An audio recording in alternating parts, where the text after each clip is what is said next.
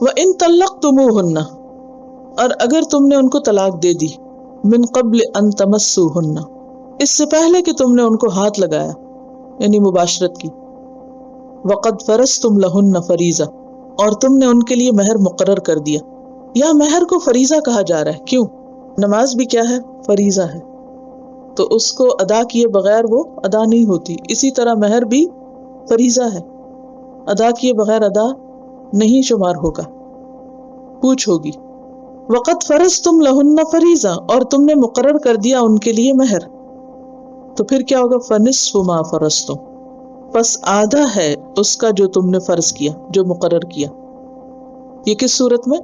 اگر رخصتی نہیں ہوئی اور صرف نکاح ہوا اور طلاق ہو گئی. الا، مگر یہ کہ ان یعفون، وہ عورتیں معاف کر دیں. عورتیں کیوں معاف کر دیں؟ عورت کہتی ہے کہ ٹھیک ہے میں تو اس کے گھر گئی نہیں، مجھے کیا کرنا ہے اس کا مال، چھوڑو میں نہیں لیتی، آدھا بھی نہیں لیتی.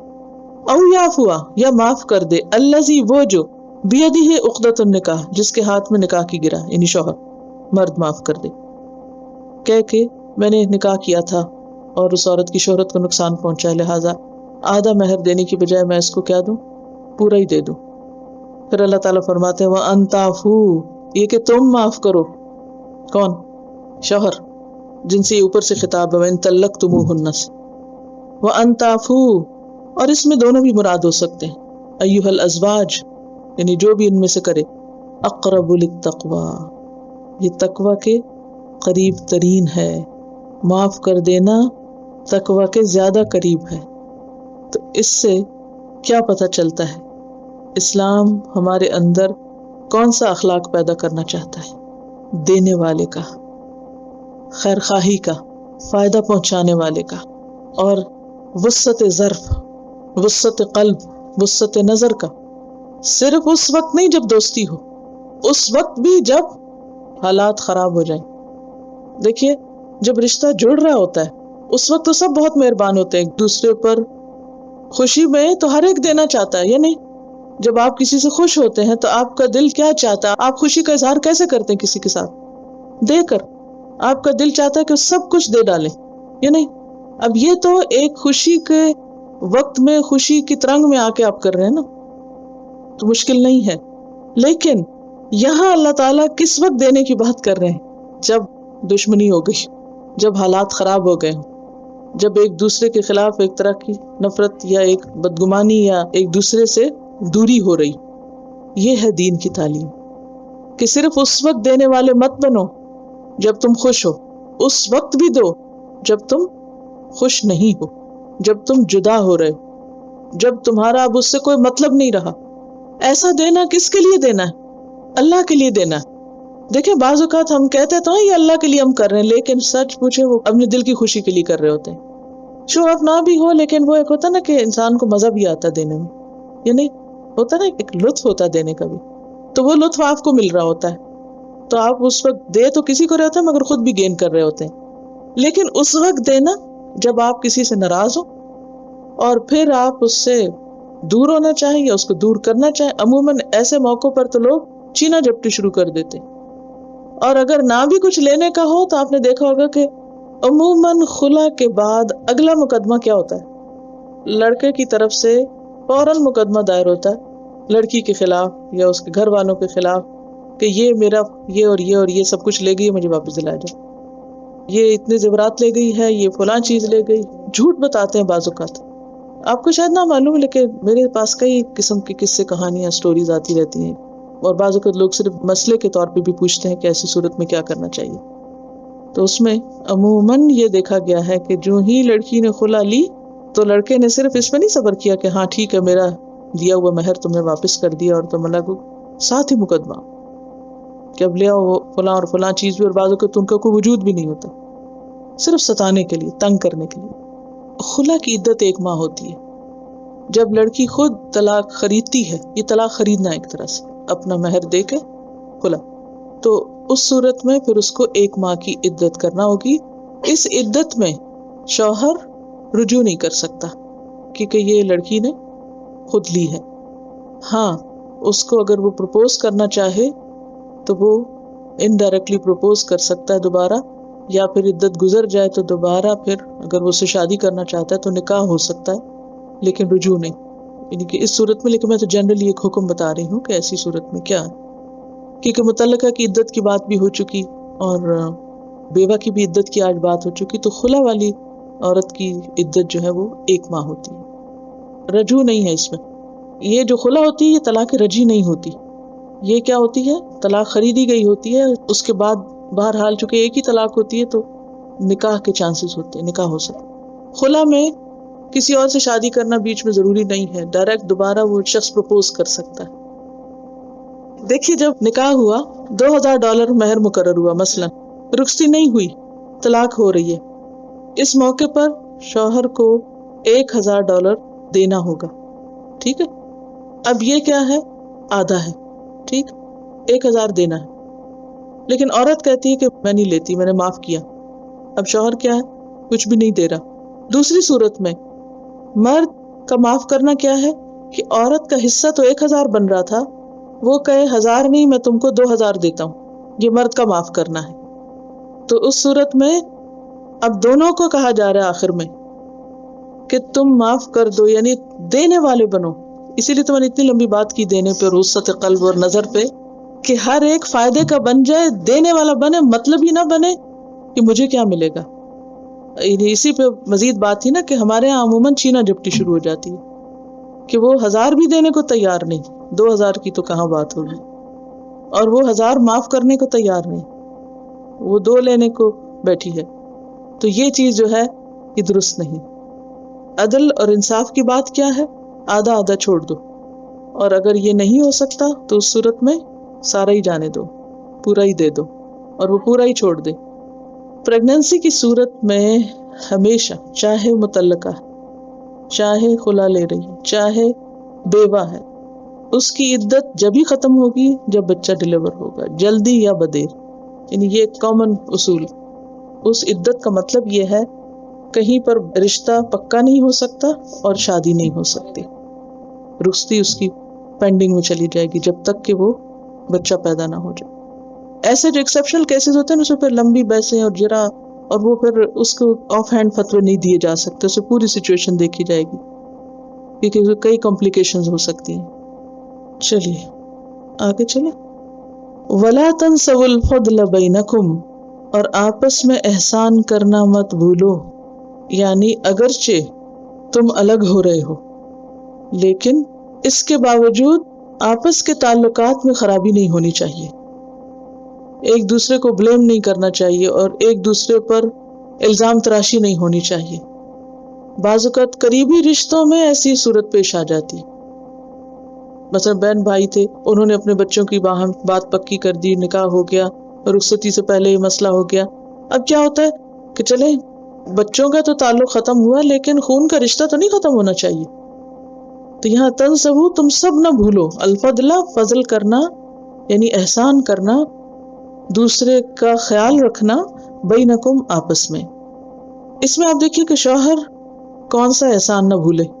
اب مثلاً ایک لڑکا کسی لڑکی کے گھر جاتا ہے رشتہ لینے، ان کو پتا ہوتا ہے کہ یہ لڑکا آ رہا ہے، اس کے گھر والے آ رہے ہیں، کیسے پیش آتے ہیں وہ، اچھے سے. یہ احسان ہے نا. اب اگر خدا نہ خواستہ نتیجہ اچھا نہیں نکلا تو یہ نہ کرو کہ ہاں وہ جو ہم پہلی دفعہ گئے تھے نا تو انہوں نے ہمارے ساتھ اسی وقت یہ خرابی کی تھی. میرا تو دل پہلے دن ہی اٹک گیا تھا کہ یہ اپنے انجام کو نہیں پہنچے گی بات. شیطان اتنی نیگیٹو باتیں سجھاتا ہے، حالانکہ انہوں نے آپ کے لیے کھانا بنایا، اپنا گھر صاف کر کے رکھا، انہوں نے آپ کی آؤ بھگت کی، سر آنکھوں پہ بٹھایا، سب کچھ کیا، اور اگر نئی بات بنی تو اب تم اس دن کے بھی کیڑے نکال رہے ہو. دس از رانگ. اس احسان کو مت بھولو. اسی طرح لڑکی کے گھر والوں کے پارٹ پر کہ وہ احسان نہ بھولے کہ دیکھو وہ آئے تھے، انہوں نے تمہیں چنا، انتخاب کیا، عزت بخشی، تمہاری لڑکی کو قبول کیا، یہ احسان تھا ان کا. اب اگر نہیں بنی بچوں میں تو اب اس سارے احسان کو اور خیر کو اور اخلاق کو اور ایک دوسرے کے ساتھ جو گفٹس کا تبادلہ کیا، ان سب باتوں کو کیوں بھول رہے ہو؟ اچھے دنوں کو بھی یاد کر لو. یہ سکھایا جا رہا ہے. یعنی جب معاملہ خراب ہو تو صرف خامیاں ہی مت چنو، انصاف کی بات کرو.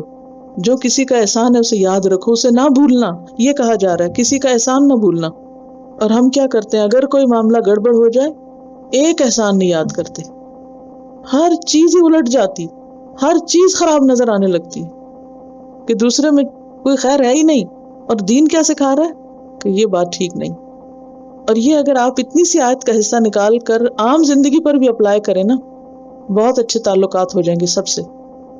احسان جتانا تو ہم کبھی نہیں بھولتے، اور احسان یاد رکھنا یہ بھول جاتے ہیں۔ اگر ہم نے کسی کے ساتھ اچھا کیا اس کو ضرور جتا، دیکھو میں نے تمہارے ساتھ یہ کیا، دیکھو میں نے یہ کیا، میں نے یہ کیا، کہتے ہیں نا۔ اچھا ایسا کرنے سے کیا ہوتا ہے بتائیے؟ لا تبطلوا صدقاتکم بالمن والاذی، اگر احسان کیا نا تو اللہ کے لیے کیا، اسے جتاؤ نہیں۔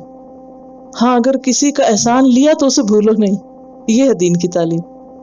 ہے بہت مشکل، لیکن اگر آپ کریں گے تو دل کے ہلکے اور خوش، اور بالکل ایک عجیب ہی کیفیت ہوگی آپ کے دل کی، کوئی بوجھ نہیں ہوگا اس پر۔ جب بھی کسی کے بارے میں دل میلا ہونے لگے تو یہ جملہ یاد کر لیں، وَلَا تَنْسَوْا الْفَضْلَ بَيْنَكُمْ، اچھی باتیں بھی یاد کر لو، اچھے دنوں کو بھی یاد کر لو، کسی کے احسان کو کیوں بھول رہے ہو؟ اور کیا یہ سچ نہیں کہ ہر شخص دوسرے پر کچھ نہ کچھ احسان تو ضرور ہی کرتا ہے؟ یعنی اگر ایک شخص 99% غلط ہے تو ایک جگہ پر تو ضرور صحیح بھی ہوتا ہے۔ اگر ایک شخص میں 100 برائیاں نا تو اس میں 2 خوبیاں تو ہوں گی، تو کیا کہا جا رہا ہے؟ وہ 98 خرابیوں کو بھولو اور یہ 2 خوبیاں نہ بھولو، کیونکہ اس سے زندگی بہت آسان ہو جائے گی۔ ساری مشکل اور تکلیف اور پریشانی اور غم اور ساری مزریبل جو کیفیت ہوتی ہے، اس کی وجہ کیا ہے کہ ہم فضل تو بھول جاتے اور کسی کے دیے ہوئے دکھ کو نہیں بھولتے۔ دوسرے کا احسان بھول جانا اور اس کی دی ہوئی تکلیفوں کو یاد رکھنا اللہ کو بھی ناپسند ہے اور خود ہمارے اپنے لیے ایک مصیبت ہے۔ جتنا آپ نیگیٹو باتوں کو سوچتے رہیں گے، دن رات گڑتے رہیں گے، حاصل کیا ہوگا؟ ڈپریشن، بیماری، کئی خرابیاں۔ جو نعمتیں ہیں ان کو آپ انجوائے بھی نہیں کر سکیں گے، آپ خوش ہونا ہی نہیں جانیں گے۔ اور افسوس یہ کہ ہم خواتین میں چونکہ ہم جذباتی ہوتی ہیں نا، تو عموماً شیطان اس حصے پہ آ کے زیادہ حملہ کرتا ہے۔ انصاف کی بات کہنا بھول جاتے ہیں ہم، اپنے بچوں کے ساتھ معاملہ کرتے ہوئے یہی کرتے ہیں۔ وہ بےچارے اچھا بھی کرتے ہیں کبھی، لیکن جو ان کی شرارتیں خرابیاں ہوتی ہیں وہ ہم زیادہ یاد کرتے ہیں۔ اور بھی اسی طرح دوستوں سے معاملہ کرتے ہوئے، ہسبینڈز کے ساتھ معاملہ کرتے وقت، کیونکہ نبی صلی اللہ علیہ وسلم فرمایا کہ عورتوں کی اکثریت کو میں نے جہنم میں دیکھا ہے۔ عام ناشکری کی بات نہیں، یہاں پر شوہروں کی ناشکری ہوتی ہے، سب سے زیادہ ان کو شکوے ہسبینڈ کے ساتھ ہوتے، اس نے یہ نہیں کیا، اس نے مجھے پوچھا نہیں، اس نے مجھے دیا نہیں، اس نے یہ نہیں کیا، اس نے وہ نہیں کیا۔ سب خراب باتوں کی لسٹ ہم نے تیار رکھی ہوتی ہے، وہ بالکل نہیں بھولتے، شادی کے دن سے لے کے پوری لسٹ لکھی ہوتی، لیکن فضل اس کا دل کے خانوں میں بند، کبھی نہیں نکالتے اس کو۔ وَلَا تَنْسَوْا الْفَضْلَ بَيْنَكُمْ، احسان نہ بھولو، کسی کا کیا ہوا احسان بھی نہ بھولو اور آئندہ کرنا بھی نہ بھولو، یہ بھی اس کے معنی میں ہے، ٹھیک ہے؟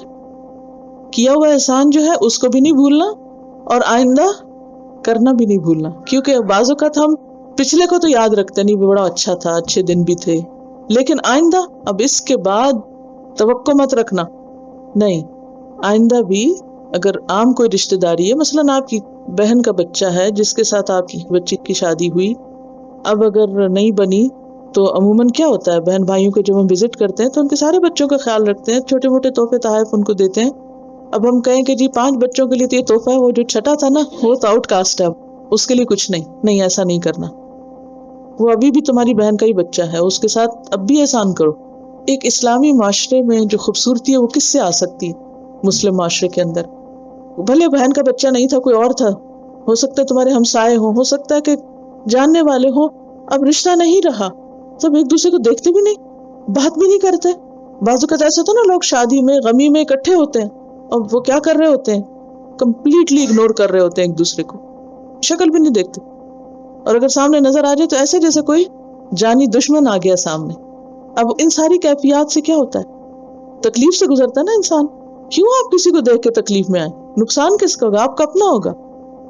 یعنی کہ کسی کو بھی دیکھ کے جو آپ کو تکلیف ہوتی ہے نا، اس کا علاج کریں، اپنے آپ کی اصلاح کریں اور اس کے ساتھ اس کو معاف کر دیں، forgive and forget، اور پھر اس کے بعد اسے دیکھیں اور خوش ہوا کریں.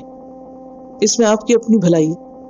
ان اللہ بما تعملون بصیر، بے شک اللہ ساتھ اس کے جو بھی تم عمل کرتے ہو اس کو دیکھ رہا ہے.